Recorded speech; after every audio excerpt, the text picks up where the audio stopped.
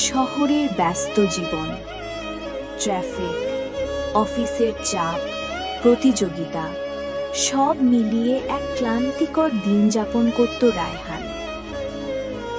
রায়হান ছোটবেলা থেকেই স্বপ্ন দেখত বড় কিছু করার, তাই গ্রাম থেকে শহরে এসে একটি ভালো চাকরি নেয়।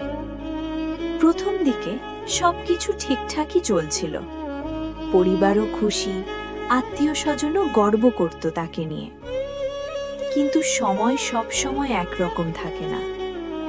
অফিসে কাজের চাপ বাড়তে লাগলো, বসের বকা, টার্গেট পূরণ না হলে অপমান, সব মিলিয়ে রায়হানের জীবনটা ধীরে ধীরে অসহ্য হয়ে উঠল।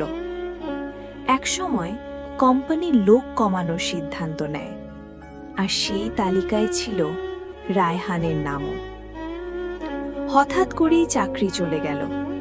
রায়হান অনেক চেষ্টা করল নতুন চাকরি খুঁজতে, একটা, দুটা, তিনটা অনেক ইন্টারভিউ দিল, কিন্তু কোথাও সুযোগ হলো না।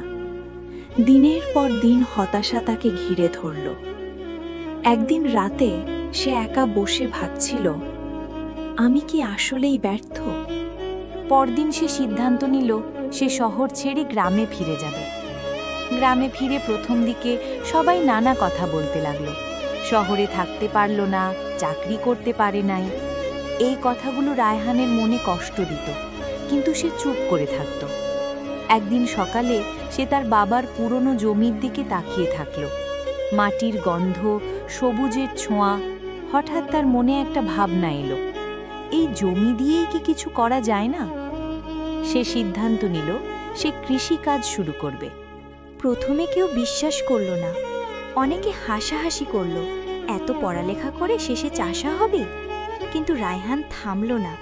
সে ইউটিউব দেখে, কৃষি অফিসে গিয়ে পরামর্শ নিয়ে শুরু করলো আধুনিক পদ্ধতিতে সবজি চাষ।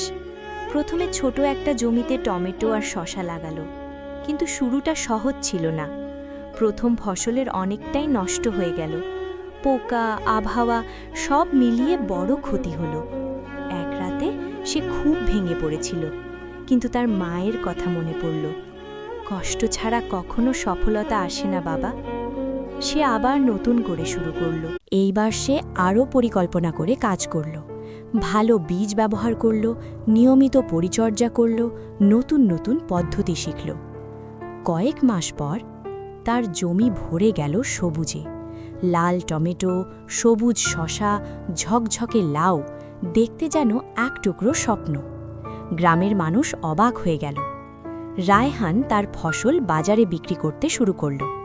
চাহিদা এত বেশি হলো যে সে একা সামলাতে পারছিল না।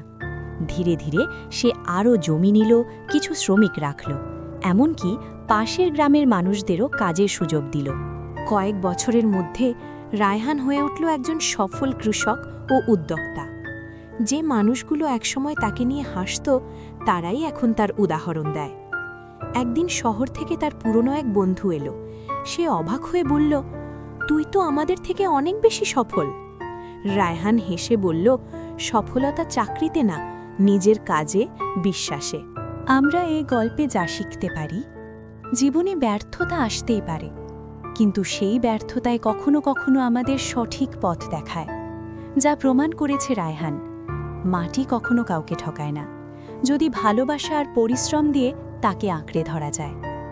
গল্পটি ভালো লাগলে চ্যানেলটিকে লাইক, কমেন্ট, শেয়ার ও সাবস্ক্রাইব করে আমাদের পাশে থাকুন।